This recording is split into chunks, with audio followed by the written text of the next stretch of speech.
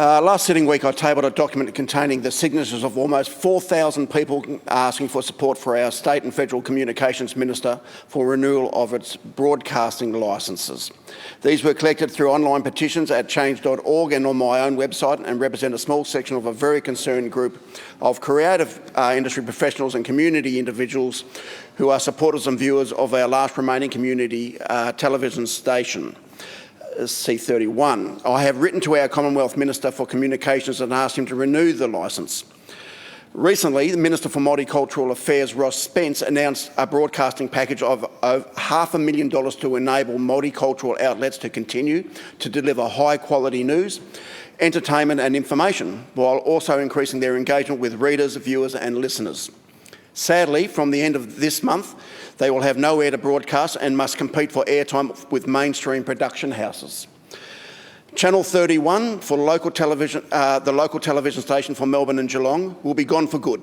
It will be replaced by white noise. There is no other use for this broadcast spectrum at this time.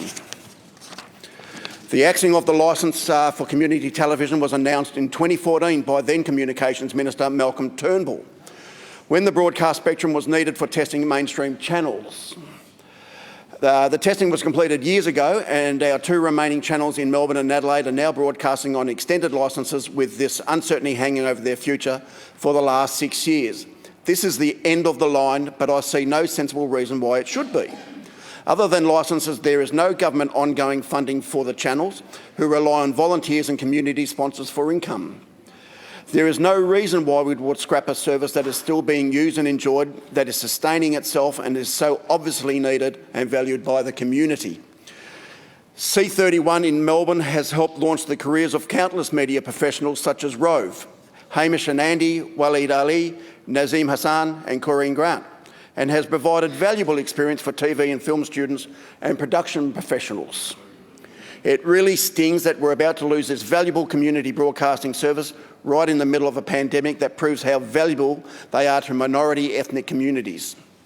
During the COVID-19 pandemic, these channels have been able to air content for local community groups who are no longer able to meet in person. Local television has been quick to respond to its needs in their communities, streaming live masses over Easter and providing COVID-19 information in minority languages. C44 Adelaide and C31 Melbourne supported cultural and religious groups affected by the current COVID-19 pandemic by providing over 40 hours of historic live-to-air TV broadcast for their services.